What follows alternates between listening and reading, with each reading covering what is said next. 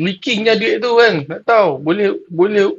Boleh profit margin yang tinggi tiba-tiba menipis. Nipis kan. Tahu tak? Kan? Jadi benda-benda ni kita kena tahu bagaimana perjalanan dalam Microsoft Project tu. Kita kena tahu macam mana penggunaan dia ni. Kan?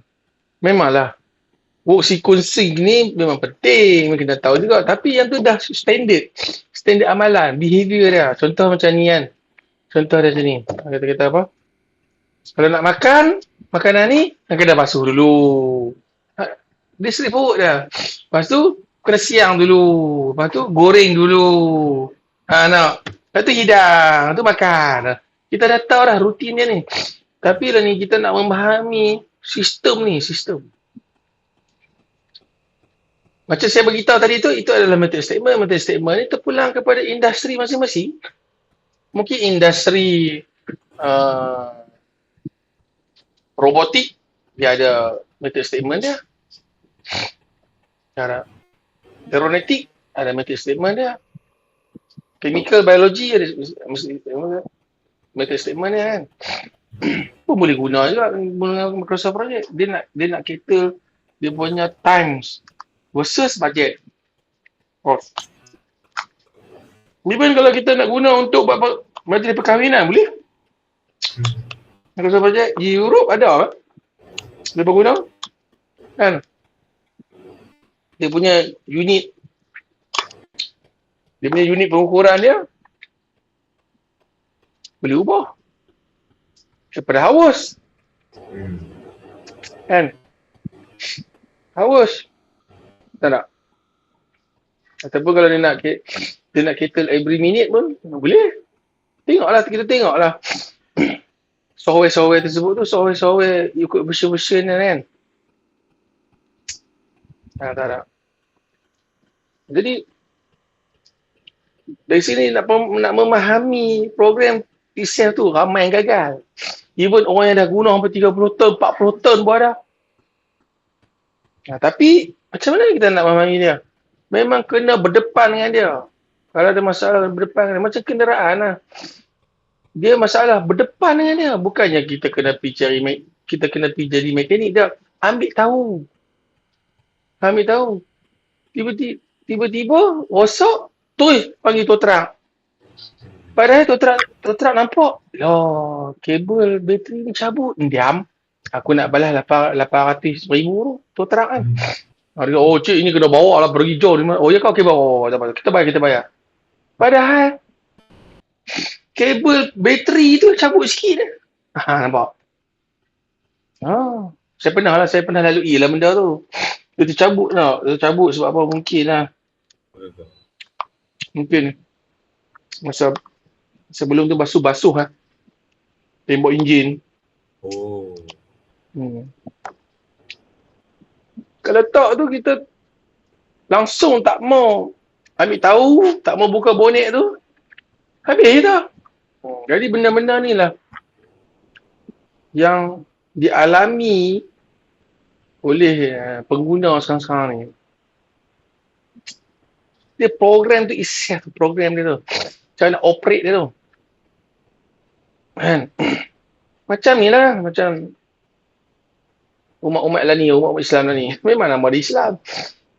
Tapi masalah sekarang ni masalah iman. Iman dia tu tak betul Biarlah. Yang halal diharamkan, yang haram dihalalkan. Jadi kita nak perbetulkan iman. Iman tu maksudnya kita nak operate bahagian dalaman tu. Kena tahu penggunaan dia. Dia bukan boleh guna macam Excel tau. Dia ada tomak ninah dia. Tomak ninah dia tu kan. Baik tak apa. Cuba tuan tengok sekarang ni kan. Baik. Kat sini tu tuan, sebenarnya dia ada dua laluan. Dia ada dua laluan dalam ni. Semua ni sistem dalam rangkaian ni dia panggil rangkaian network diagram. Network diagram ni memang dah automatic built-in formula dalam Microsoft Project lah. Sama juga dengan Primavera P6, sama. Sama lah. Misi dia tetap sama, cuma dashboard berbeza. Misi dia tu. Hmm. Misi dia tu nak cater task mana yang ataupun laluan mana yang kritikal. Dia tak boleh elak. Dia tak boleh elak. Kalau kita menafikan kritikal dia tu, tak usah pakai. Sebab benda ni dia memang wajib berdepan kritikal tu. Cuma kita kena tahulah macam mana kita nak mitigate dengan cara risk management lah. Macam mana. Kadang-kadang tu bila kita buat dalam program ni, kita buat kadang-kadang pasang tiang beranda pun, pasang tiang pos pun kritikal. Hak yang besar pun tak kritikal. Benda tu dia akan generate kat kita. Tahu tak? Tak semestinya.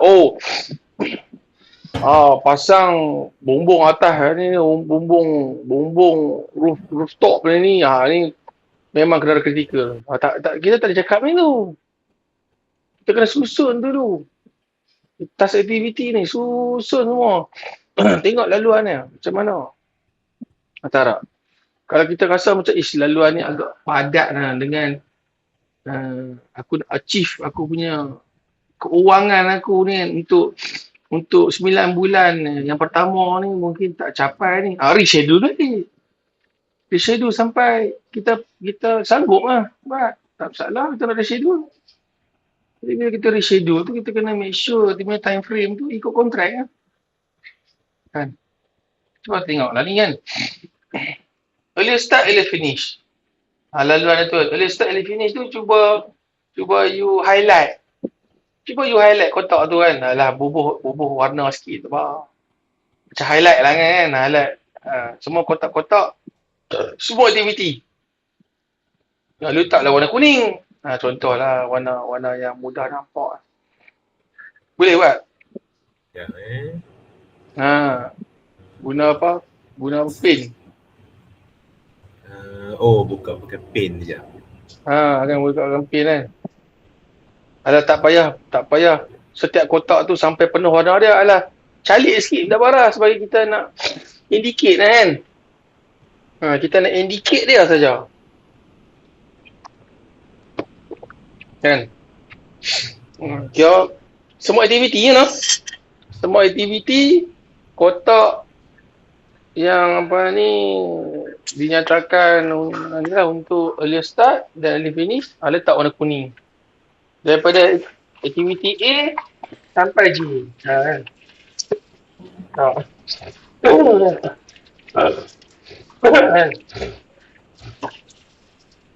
Highlight dekat early start. Early start dengan early finish. Early start, early finish. Tak. Ni highlight. Alah. Calik sikit boleh. Calik sikit Calik tu lah. Tak payahlah full. Ni lah kan blok kan. Semua? Semua aktiviti. Aktiviti A, B sampai J kan. Untuk kotak boleh start dengan early finish saja. Kan? Boleh faham kan? Yang warna kuning ni kita panggil dia sebagai forward pass. Forward pass. Apa yang saya bagi tahu semua ni ini adalah elemen yang cater untuk critical pass. Okey ni. Boleh Tadi aci ni. Nampak tak? Okey, sifat yang warna kuning ni yang you highlight ni dia panggil forward pass. Forward pass ni dia mesti wajib bermula dengan 0% sampailah 100%. Makin lama makin bertambah. Dan kalau hubungan tu lebih pada 1, kita kena pilih yang paling besar. Paling besar Ini sifat-sifat dia lah. Kan? Sifat-sifat dia. Lepas tu,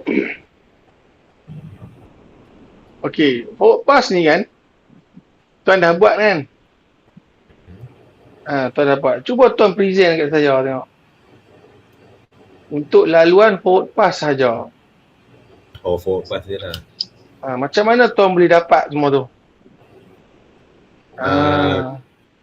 Kalau forward pass ni yang belah atas ni lah, yang belah tiga kotak atas ni kan. Jadi masukkan dia punya, asalnya ada yang ni early start, maksudnya hari yang first dia buat tu. Lepas tu yang tengah ni duration, berapa tempoh hari dia, jadi kita tambah lah. Jadi 0 tambah 5 jadi 5. Okay, baik. Sampai saya tambah sikit. Kosong tu, setengah-setengah tutor tu, dia explain, kosong tu dia letak 1. Oh. Sebab apa? Setiap aktiviti tu, dia dah tidak one day. Bila dia tidak one day setiap aktiviti, jadi automatik tu, starting tu dia akan jadi milestone juga lah, kosong lah. Tapi macam saya ni, saya dah set saja jadi kosong lah. Jadikan milestone tu, milestone start. Letak kosong dia. Kalau kita tengok lah mana-mana dalam YouTube kan, dia letak 1. Tapi setiap kotak tu dia kena letak satu deduction pula, one day. Oh, satu kerja lagi lah. Yang tu adalah pemahaman-pemahaman dia orang kan. Macam saya ni letak kosong terus kan. Okay, teruskan. Okay, lepas tu kita tengok arrow.